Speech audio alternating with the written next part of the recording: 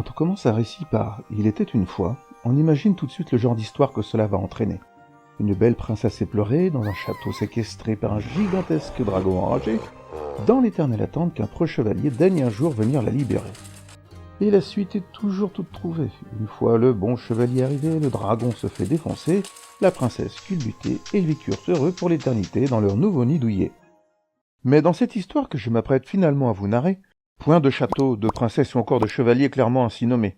Dès le départ, on sait qu'un dur combat va se jouer, et que les dragons d'aujourd'hui contre lesquels il faut guère mener ont plutôt l'apparence de promoteurs immobiliers ou de banquiers qui ne cessent de vous accabler au nom de la sacro-sainte rentabilité. Enfin bref, j'arrête de déblatérer et en viens enfin au récit que je dois vous conter. Il était une fois, donc, une petite boulangerie en plein cœur d'un petit village des Muscadets, chargé d'histoire et rempli d'authenticité.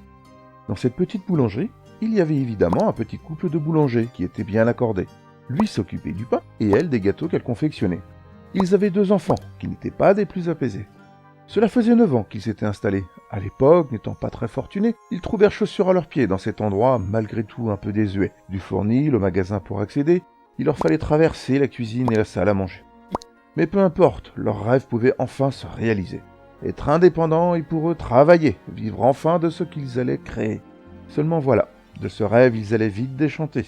Tout d'abord, à quelques mètres à pied, il y avait un autre boulanger. Quand ils sont arrivés, on leur a dit surtout de ne pas s'inquiéter, car dans 4 ans, tout allait changer. À la retraite, cet autre boulanger devrait se retirer et ainsi tout serait réglé.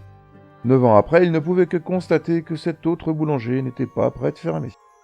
En plus, pour tout couronner, dans ce petit village chargé d'un très long passé, les rues n'étaient plus adaptées, vraiment trop étriquées, pas de trottoir pour marcher et encore moins pour se garer, si ce n'est devant l'autre boulanger.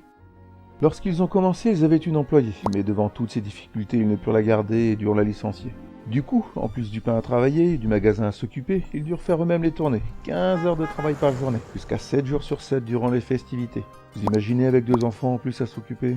Mais peu importe l'adversité, ils ont toujours fini par y arriver. Ils sont toujours restés soudés malgré leurs 2 salaires cumulés, dépassant rarement le SMIC pour manger, entraînant trop souvent des fins de mois compliquées.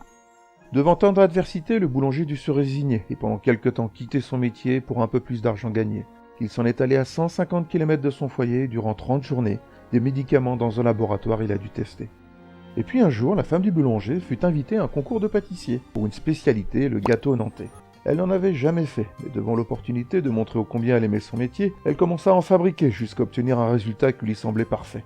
Au final, son gâteau était tellement bien fait que de tous les prix elle reçut le premier. Et de ce succès, elle eut des articles dans des papiers jusque dans le Figaro, s'il vous plaît. Et du monde est arrivé pour tester cette merveille qui lui valut un trophée. Et en effet, tous ceux qui l'ont goûté en sont restés bouche bée. Mais malgré ce succès qui fut de courte durée, la petite boulangerie devenait de plus en plus âgée, et c'est le matériel vraiment usé qui se mit à dysfonctionner, entraînant des frais qui n'étaient pas approvisionnés. À force d'avoir cumulé tant d'heures à travailler pour être au final si peu rémunérés, et tous ces problèmes qui ne cessaient de se cumuler, nos petits boulangers commençaient à s'étioler. Et puis un jour, monsieur le maire est arrivé, avec un très beau projet, puisque le centre du village est étriqué et on va tout décentrer. Un petit complexe commercial va se créer et tous les commerces on va regrouper avec tout ce qu'il faut pour se garer. Et devinez quoi? Il nous faut un boulanger. Et comme notre boulanger est trop âgé qu'il doit se retirer, c'est à vous que l'on a pensé. Et pour ça, on va vous aider. Quelle ne fut pas la joie de nos petits boulangers quand cette nouvelle fut arrivée. L'opportunité d'un bâtiment bien aménagé avec du matériel renouvelé, un magasin bien agencé et un appartement séparé. Un nouvel espoir fut retrouvé, un avenir meilleur pouvait enfin s'envisager après tant d'années à galérer. Mais hélas, la joie fut de courte durée. La mairie a changé, la crise est arrivée et le projet fut modifié. Il allait être confié à un promoteur immobilier bien décidé à le rentabiliser. Fini la primauté, fini l'aide annoncée. Maintenant, pour pouvoir en profiter, il allait falloir raquer. Sinon, ce nouveau projet, il y aurait un autre boulanger qui aurait tous les sous pour payer. Mais sans un sou de côté, avec toutes ces difficultés, comment nos boulangers pourraient y arriver? Alors ils sont bien allés voir le banquier, qui leur a dit, sans les ménager, 80 000 € il faut trouver d'ici la fin de l'été. Sinon, vous pourrez toujours espérer. Et là, leur monde s'est un peu plus effondré. Depuis 9 ans, ils avaient tout donné, sans jamais rien lâcher, tout ça pour ne rien en retirer, et la galère continuait. De leur avenir, il n'y avait plus rien à espérer. Dans cette aventure, petit à petit, ils allaient encore un peu plus s'enfoncer, avec au final peu de chances de ne pas échouer malgré toute leur bonne volonté. Alors, si au fond de vous, vous pensez que dans cette France continuellement décriée, pour son chômage et son manque d'activité, pour une productivité débridée au détriment d'une activité raisonnée, pour des produits aseptisés face au travail de passionnés, pour ces petits villages petit à petit abandonnés pour de grandes villes entassées, Pourquoi ne pas aider ce petit couple de boulangers, ô combien travailleurs dévoués et acharnés, et leur permettre de réaliser un rêve qui pour le moment ne cesse de s'éloigner?